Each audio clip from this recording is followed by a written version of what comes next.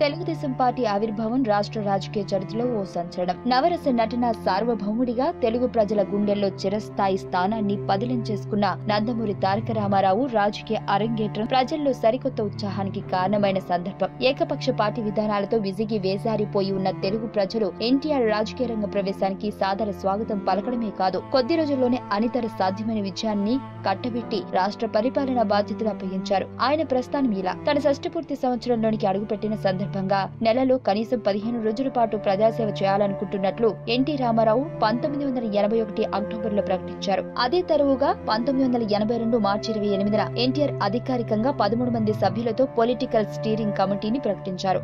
సమయ స్ఫూర్తితో 1982 మార్చి 29 మధ్యాహ్నం 2:30 తెలుగుదేశం పార్టీని స్థాపించినట్లు ప్రకటించారు. 1982 ఏప్రిల్ 11న హైదరాబాద్ నిజాం కళాశాల మైదానంలో తొలిసారి పబ్లిక్ మీటింగ్ ను నిర్వహించారు. కనీవిని ఎరుగని రీతిలో జనం బ్రహ్మరథం పట్టారు. ఆనాడు ఎన్నికల సందర్భంగా ఎన్టీఆర్ 9 నెలలు అలుపెరిగిన ప్రచారం చేసి చివరిగా తిరుపతిలో ఎన్నికల ప్రచారాన్ని 1983 జనవరి 3న ముగించారు. తెలుగుదేశం పార్టీ తొలిసారి ఎన్నికల బరిలో నిలిచింది. మొత్తం 294 స్థానాలకు గాను 203 స్థానాలను దక్కించుకుని విజయ పతాకాన్ని ఎగురవేసింది. ఆంధ్రప్రదేశ్ లో తొలి కాంగ్రెస్ ఇతర ముఖ్యమంత్రిగా ఎన్టీ రామారావు చరిత్ర సృష్టించారు. 1984 జూన్ 9న హెల్త్ చెకప్ కోసం ఎన్టీఆర్ అమెరికా పయనమయ్యారు. ఆ సమయంలోనే ఎన్టీఆర్ పై మంత్రి నాదెండ్ల భాస్కర్ రావు తిరుగుబాటు చేశారు. గవర్నర్ రామ్లాల్ సహకారంతో ఆగస్టు 16న నాదెండ్ల భాస్కర్ రావు ముఖ్యమంత్రి పీఠాన్ని ఎక్కారు. పదవీచ్యుతుడైన ఎన్టీఆర్ కు మద్దతుగా జనం ఆందోళనకు దిగారు. రాష్ట్రం అట్టుడికిపోయింది. జాతీయ స్థాయిలో ఎన్టీఆర్ కు ప్రతిపక్షాల మద్దతు లభించింది. ప్రజాగ్రహాన్ని గుర్తించిన నాటి ఇందిర ప్రభుత్వం గవర్నర్ రామ్లాల్ ను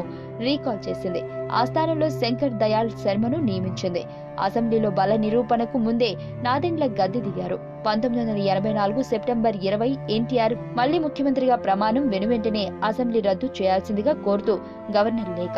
ఈసారి 202 అసెంబ్లీ స్థానాలను 35 పార్లమెంట్ స్థానాలను కైవసం చేసుకోగలిగారు. పార్లమెంటులో ప్రతిపక్ష హోదా తెలుగుదేశానికి దక్కింది. ముచ్చటగా మూడోసారి 1985లో ఎన్టీఆర్ ముఖ్యమంత్రి అయ్యారు. నేషనల్ ఫ్రంట్ ను ఏర్పాటు చేసి చైర్మన్ గా ఎన్నికయ్యారు. 1989లో జరిగిన ఎన్నికల్లో కాంగ్రెస్ చేతిలో తెలుగుదేశం ఓటమి పాలైంది. 1994 అసెంబ్లీ ఎన్నికల్లో మునిపెన్నడూ లేని విధంగా 213 స్థానాలను దక్కించుకుని తెలుగుదేశం అధికారంలోకి వచ్చింది. ఇలా గెలిచిన ప్రతిసారి ప్రజాక్షేత్రంలో అత్యధిక మెజార్టీతో గెలిచిన ఏకైక వ్యక్తి ఎన్టీఆర్. 1995 ఆగస్టులో తెలుగుదేశం పార్టీలో సంక్షోభం స్వపక్షంలోనే విపక్షాన్ని గ్రహించని ఎన్టీఆర్ ఈసారి పార్టీని ఆయన నుంచి దూరంగా జరిపారు మేధావులు అన్నారు ఎన్టీఆర్ గారు. 1996 జనవరి 18న ఎన్టీఆర్ టీడీపీ పేరుతో ప్రజా జీవితంలోనికి తిరిగి వచ్చేందుకు ఏర్పాట్లు చేసుకుంటున్న రామారావు అనారోగ్యంతో తిరిగి రాని లోకాలకు వెళ్లిపోయారు. ఇలా ఎన్నో ఆశయాలతో అలుపెరగని